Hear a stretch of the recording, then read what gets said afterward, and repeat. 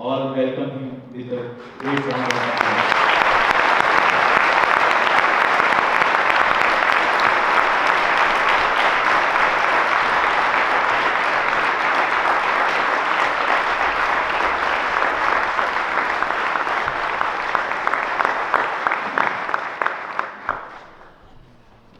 Thank you very much. As a life member of ISKCON, I'm privileged to be here today with you. I must say that the speeches that I've heard just now show the extraordinary erudition and knowledge amongst the people here who are running this temple, who are running this organization. We are very proud that this organization has spread Hinduism into so many countries and has withstood so much animosity also in some countries like the Soviet Union. But now it's a movement which has won worldwide recognition and has demonstrated how a spiritual movement can also construct great scholarship and as well as buildings. Today, I've been asked to speak on in your Prerna festival on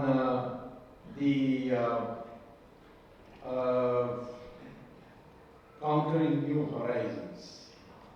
Well, I shall briefly speak to you in the 45 minutes allotted to me about what a great country this is and was and should become in the future. We were the most developed country just 700 years ago by the then contemporary standards. We were producing things which nobody else was producing. People from all over the world came to this country to buy our spices, our cloth, and little artifacts, learn our mathematics, study our surgery. There was nothing that India did not have compared to other countries. In the United States, the state of Massachusetts started trading with a part of India, and that was called the part of the Chola Empire and through the port of Kanchipuram. And they used to come regularly on an annual basis to India, buy all the goods, and then go back. One day the king of Kanchipuram, or rather the Chola king, he invited them to his palace and asked them how they were doing, if they had any difficulty. And the merchant said, no difficulty, but we have one complaint. He said, what is that complaint? He said, well, we are buying so much here, filling our ships and going back. But our ships are coming from America empty. So we want you to buy something from us so that we don't have to come empty. So the king said, what is it that India doesn't produce that you produce? And therefore, what can I buy? They said, well, please think of something to buy from us so that we don't have to come with empty ships. Then the king thought and he said, I have never seen snow in my life. I've never seen ice in my life. And of course in the Himalayas there is ice and snow, but that is far away. I can't leave my kingdom and go there to see it. But I hear in your country the snow and the ice falls from the sky during winter. So if you bring ice, I will buy it. So in the cold winter where the ponds froze, these merchants got the ponds cut because it was completely frozen, it was become ice. They cut it, put sawdust on it, and took it all the way from Boston to Kanchipuram. And that is the first commodity that the United States sold to India. That was the glory. When we were 100% Hindu, nobody suffered discrimination. The Parsis who were brutalized by the invading Islamic army, they came to our country, we received them, gave them a place to stay in Gujarat. We built their 5 temples, and they lived so well and so comfortably. And they occupied such important positions, even today they occupy very important positions. That when the British came here and ruled and were about to leave, they met the leaders of the Parsi community and said that you are a small community and this Hindu community is really large, they'll swallow you up. So we would like to make some reservations for you like we have done for Anglo-Indians in Parliament. We'd like to give you 2 seats in Parliament which will be exclusively reserved for the Parsis. The Parsis told the English leaders that don't worry about us. For 1,000 years the Hindus have looked after us. You better go. We are quite safe with the Hindus in this country. The Jews also were persecuted all over the world. And they came to India. They were given a place in Cochin and in Bombay. And they lived very comfortably here and lived without any discrimination. While in the rest of the world they were butchered and subject to genocide. When Israel was formed, after the Israeli parliament, after adopting the constitution in 1948, they passed a resolution to say, thank you India, you are the only country where the Jews were not persecuted at all, and therefore we can.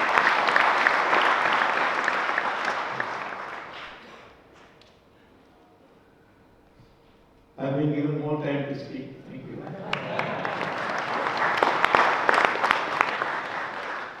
So therefore, this is the record we have. It's not only with the Jews and the Parsis. The Syrian Christians came here much before the Christians came through the British and the Portuguese. And we looked after them in Kerala. And they prospered in our country. Even the Arab Muslims who came as traders wanted to stay in India.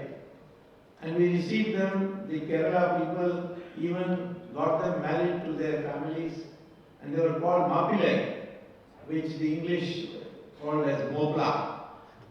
And there was just no difficulty at all, because Hindu religion is the only religion which believes that all religions lead to God, and therefore does not believe in discrimination in religion. No other religion, of course, excepting those religions which came out of Hinduism, Sikhism, Buddhism, Jainism, they of course also believe with us Hindus that all religions lead to God.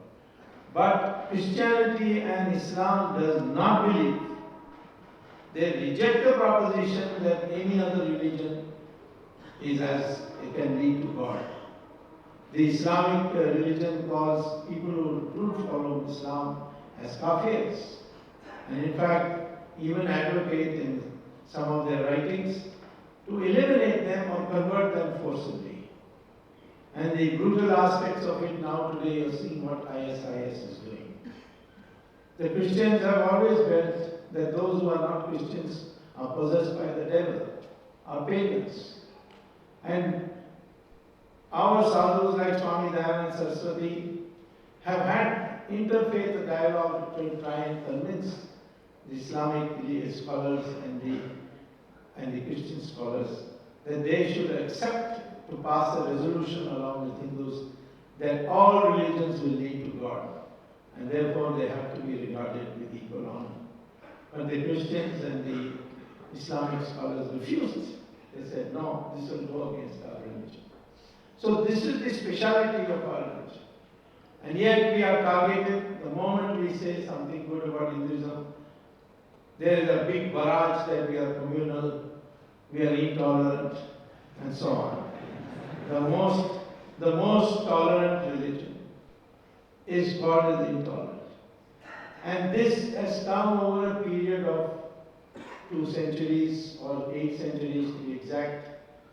And 2 centuries especially was targeted by the British to make us think differently, think of ourselves as the inferior, develop an inferiority complex, and therefore agree to a subordinate role willingly to the British.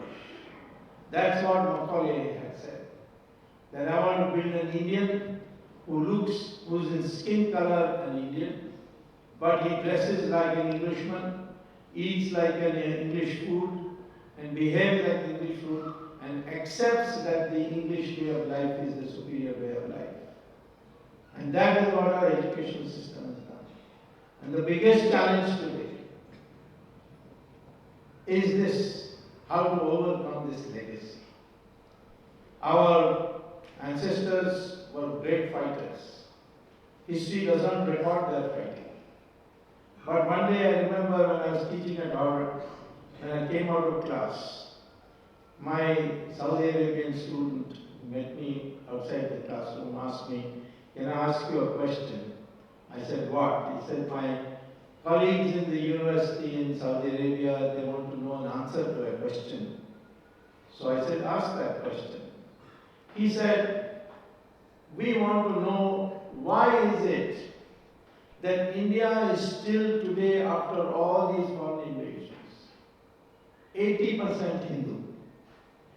So I thought this is a funny question to ask. He said, "Why do you ask that?" He said, "We Islamic scholars, our country's Islamic scholars are studying of Islamic international spread, and we found that we went to Iran, Muslims went to Iran, captured it, and within 15 years converted Iran into 100% Muslim. And what the Zoroastrians called as Persia is then became to be called Iran.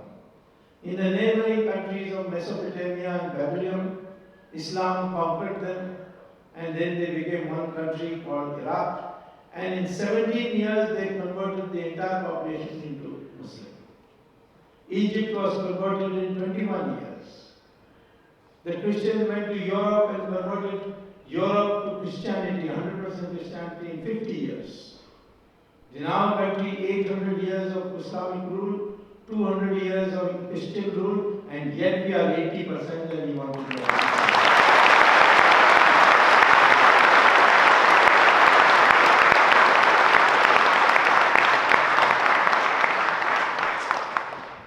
And this is because the history doesn't record it, because it was written by the Britishers and their stooges in India. But the truth is that every day we were fighting. And the fighting originally started with victories. For example, when the third caliphate came to the coast of Rajasthan, the kings of Maharashtra, Rajasthan and Gujarat combined and gave them such a defeat that the caliphate itself collapsed and did not revive for more than 700 years.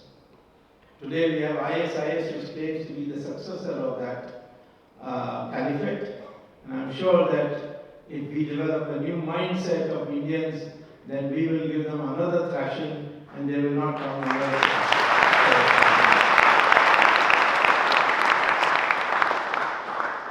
So, but where is the history recording it? Vijayanagara Empire in Karnataka spread up to the borders of Bengal, lasted for 300 years, and covered more territory than the Mughals did. And from Akbar to Aurangzeb, only 150 years. But look at our history book. There is one chapter, a separate chapter for each Mughal ruler. For Akbar, a separate chapter. For Jahangir, a separate chapter. For Shah Jahan, a separate chapter. Aurangzeb, a separate chapter. But for Vijayanagara Empire, one small paragraph that in South India there was a Hindu kingdom called Vijayanagara. We want to change that. and give you the correct facts. But the moment we want to change history, again the howl comes that this is what, this is brainwashing, this is that. Of course we are not going to listen to it, we are going to do it anyway.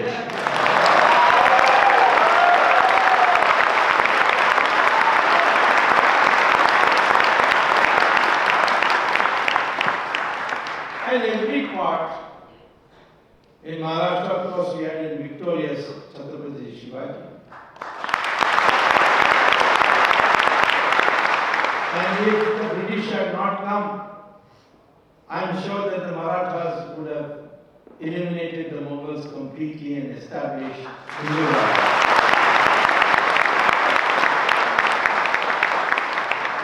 And we worshipped those also who lost but showed bravery. I'm putting to you this in the context of what the younger generation should think. You go and today occupy offices in the government or the universities. What should be your thinking? First, you must know who you are, from what background you come from. Yes, you came from a very rich country, but then why did we for 1,000 years suffer all this? You see everywhere the people showed valor. Rana Pratap, he did not win. He ultimately had to go and stay in a forest and make chapati out of dried grass. His cousin Man Singh, who became an ally of Akbar, he was living in the palace in Jaipur. He came to see Rana Pratap and said, I have a message from Akbar. You accept Akbar as the Badshah of India, the Emperor of India. And he will return to you all your palace, everything. So Rana Pratap said, no, I will not become the Emperor of India. So then Man Singh said, then what are you going to get out of all this? You're going to live your life eating chapatis made out of grass? I don't understand what is in your mind. What are you going to get out of this? She said, what am I going to get out of this? I will tell you. In the future of India, mothers will name their sons after Rana Pratap.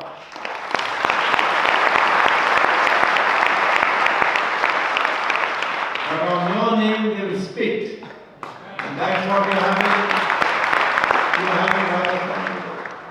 Rani Jhansi did not win, but she is a heroine. So did Rani Chennamma in Karnataka. So did Kattabomman in Tamil Nadu. So, but there were heroes too. Guru Gobind Singh. With 5 people he created a huge army, uprooted the Mughals. And thereafter Maharaja Ranjit Singh, Zorawar Singh, they spread their whole kingdoms up to Afghanistan. In fact, the Somnath temple which Ghazni had demolished, its gold plated door he had taken away to Afghanistan. Ranjit Singh brought it back.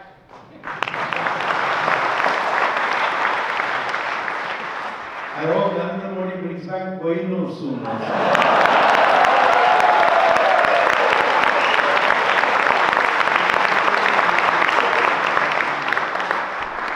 What is important today for young people is to develop a new mindset.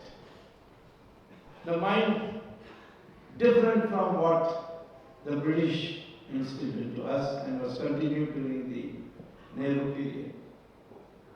The education system was not changed. The textbooks were not changed. And therefore, we developed an inferiority complex about Western Europeans and Americans.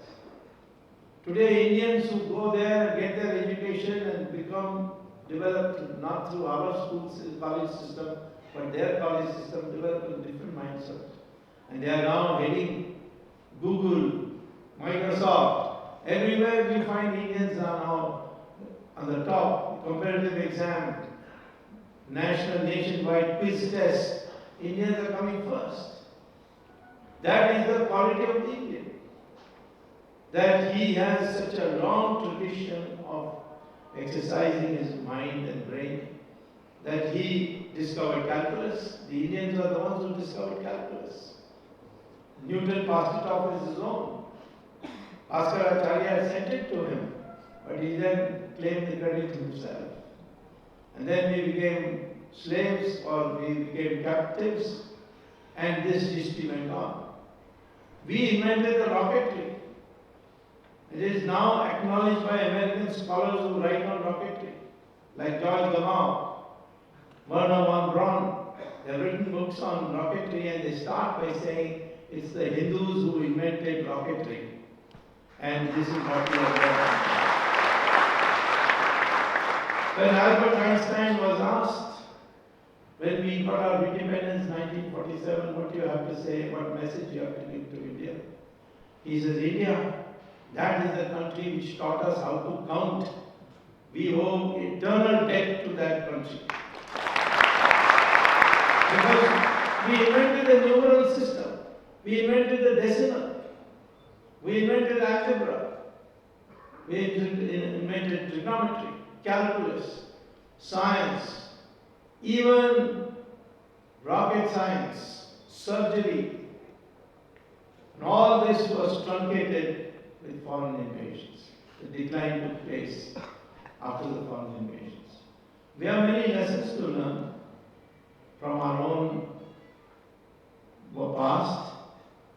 One of the reasons why we began losing is we had a tradition that war will be fought only in Maidan, open Maidan, like Kurukshetra. Or when Ramayana, you see, Ravana had to come out of his palace and come to the Maidan, to the grounds, open grounds. We never allowed fighting to take place in population centers. We never allowed fighting to take place on agricultural land. But on open, barren ground, armies met against each other and settled who's the victor.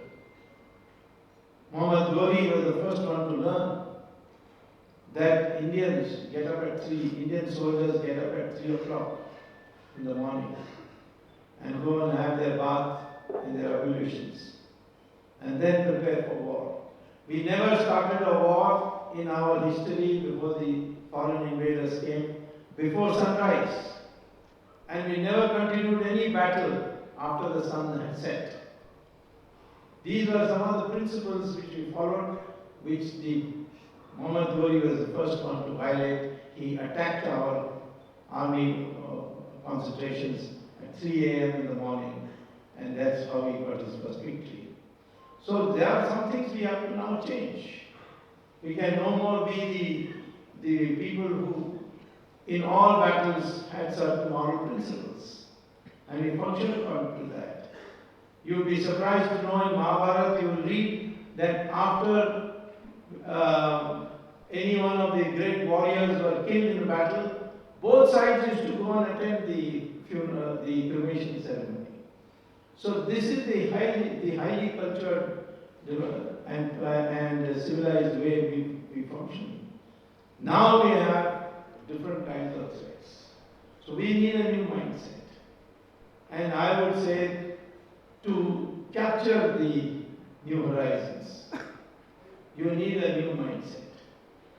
Just because you're a big country with 120 crore population, don't think that is strength, unless you have a mindset.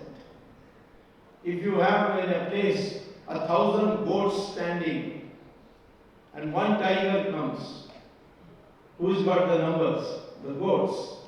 But who will run? It will be the goats which will run, scared of one tiger. So that is because the mind of the tiger or goat is such that he knows nothing but fear. The moment he sees the tiger, he runs. Strength by alone is not enough. You need a mindset to use that strength. If your mind is being walked, you cannot fight because you won't even know your strength. In a circus, there will be 5 well-fed lions in a cage. And a thin ringmaster will come with his whip and close the door of the cage and then order the lions, get up, climb the table. These well-fed lions would climb the table. Then he'll say, open your mouth. They'll all open their mouths. And he'll put his head in each one of them, and the crowd and the spectators sitting there all clap. Question is, why don't those lions bite his head off? Because they have been brought from the pop stage to obey orders. And that is why lions in a circus are different from a lion in a forest. Even though the circus lion has more strength and is more healthy because he's got good food. Lion, the Sanskrit word for lion is sing. So when people used to ask me, why is Manmohan Singh scared of Sonia Gandhi?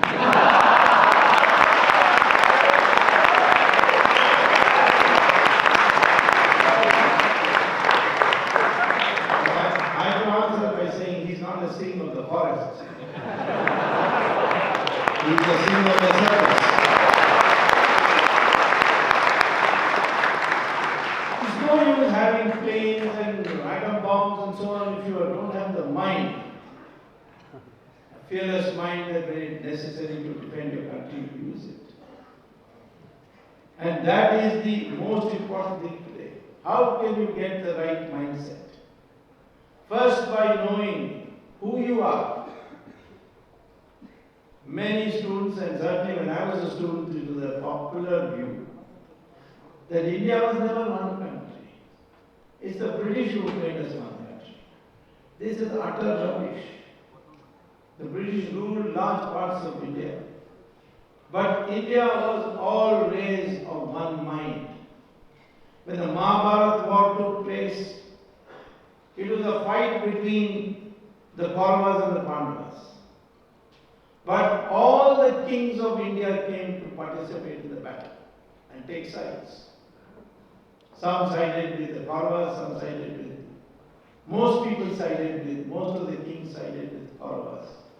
And only a minority sided with the Pandavas. But Pandavas had Krishna. And that's what is the meaning of the mindset. He knew. And he was not dealing with a fierce army.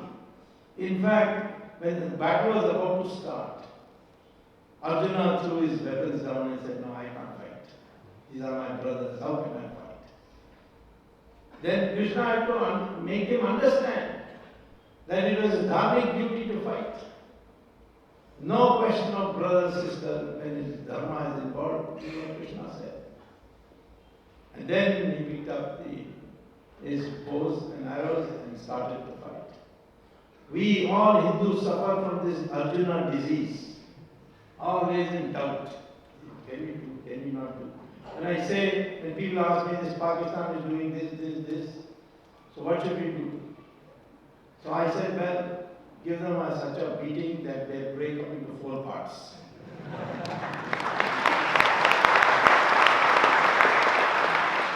But all the Arjunas in India tell me, but supposing they use a nuclear bomb on us, then what will happen? Then don't fight, surrender.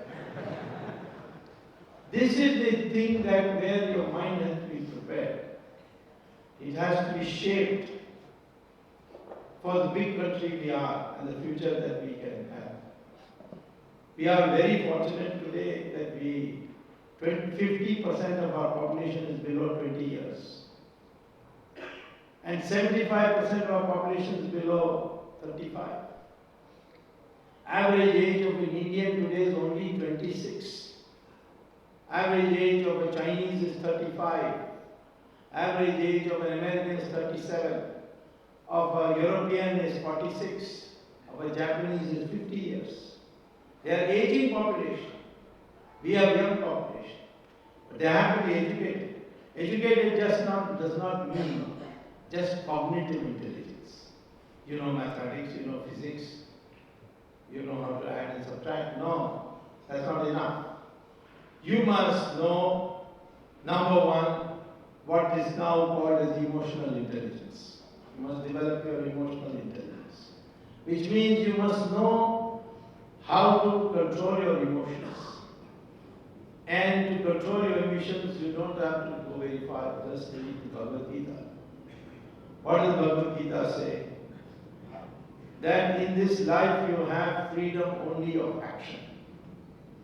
The fruit of that action is not in your hands. It is in my hands. You will get those fruits, but when and in what form, that I can't tell you. I mean, I am paraphrasing what Lord Krishna says in Bhagavad Gita. Fruits is not your right. Action, you have freedom. You have freedom of action, but no right to the fruit. The day this enters your mind, all your stress will go away. Because what is the stress today? That if I fail, I am responsible. I didn't study hard enough. Or I am not intelligent. I am stupid. I am a fool. This kind of nagging doubts hits us. We begin to feel inferior. But if you read Bhagavad Gita, you won't have this stress. Stress makes you old. Many people ask me, you look much younger than your age. I say, well, I don't have stress. I've given it to other people.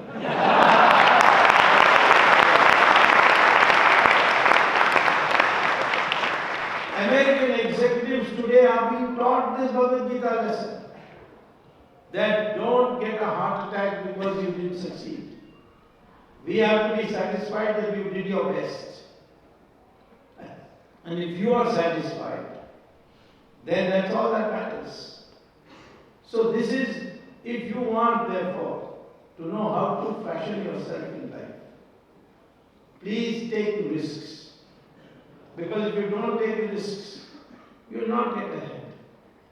And this Indian through Macaulay has been made into a babu.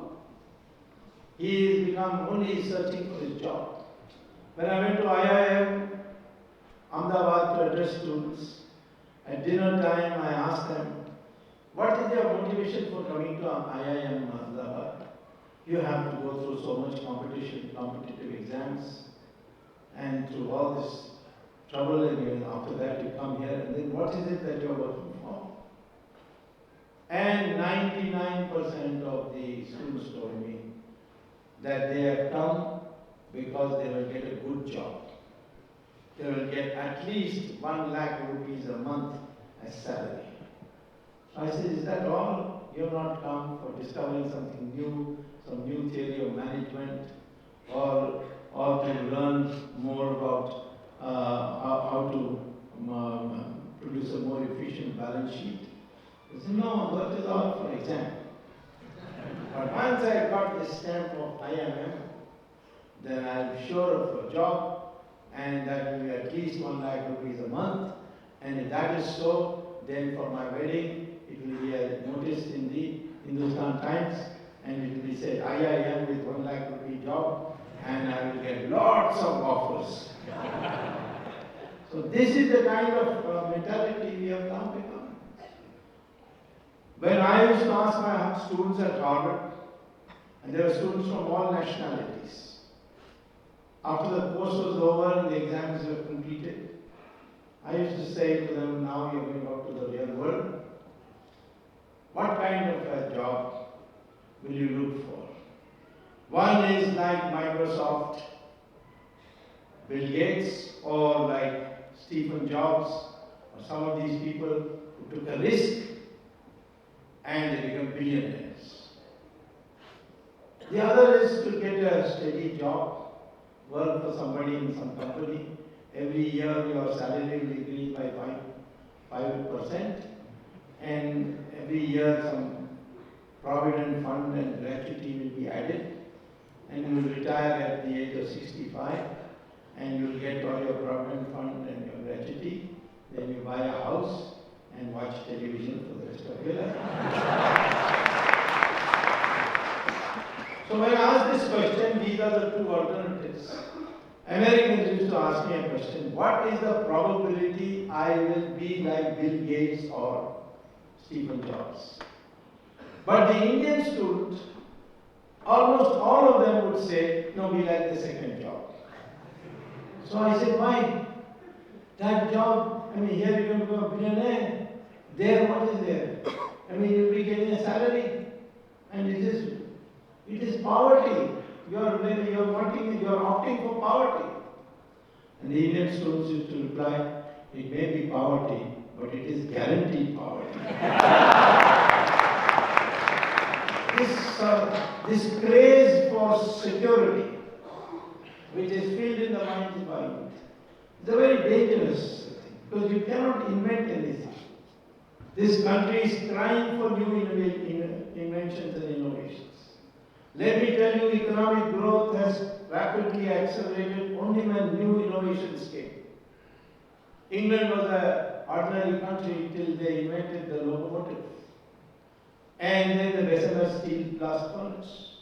Americans brought in integrated machinery, integrated factory system.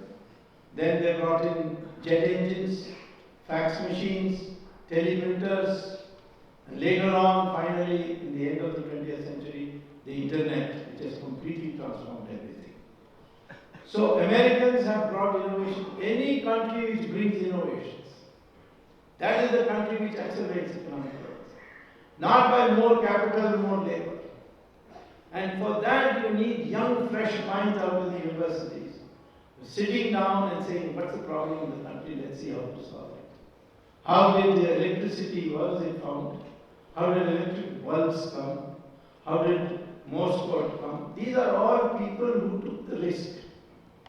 And risk means risk of failure. And that courage you should have. I try again and again till I succeed. Some people succeed at the third attempt, fourth attempt. So, in our country too, we need a lot of innovations. And we've got plenty of reasons for innovating. Today, our country has a problem of generating electric power. And the coal power produces pollution. But if you use nuclear technology, you will get it without pollution. But we don't have uranium. We have to import it. And therefore, what do? We must find a way. And the way is thorium. Thorium, in another 25 years, 30 years, uranium will be over. And the world will shift to thorium. India has got 60% of the world's deposits of thorium. Swamy Baba had found that you need to cross 3 steps before you can use thorium for nuclear reactors. 2 steps he cleared, then he was killed in an air crash. After that, we have stopped the research. I was one day surprised to find that some companies from abroad were employing local people in Tamil Nadu and Kerala to smuggle sand out of India. Now, who would want to buy sand? You have to smuggle it. Then the atomic energy people told me that the sands of Tamil Nadu and the sands of Kerala have all the thorium in monazite form, and because the Americans know that uranium is going to be exhausted by 2050, therefore they want to build up a reserve stock of thorium, and therefore they are coming to India because they don't have thorium. India has 60% of the world's thorium. So they are smuggling from here. We are not doing research, but they are taking advantage of it. So now, of course, after our new government came, persuaded them to reopen the thorium research, and it started. Once we cross the third stage, then we will have immediately thorium plants all over the country, the cleanest nuclear fuel that has ever been seen in this world, and we have it, and we'll have as much power as you want. There will be no shortage of power. We don't have to have coal. We don't have to go for hydroelectric. Thorium is sufficient. Similarly, we have to import oil from Arab countries. And 86% of the oil comes from abroad.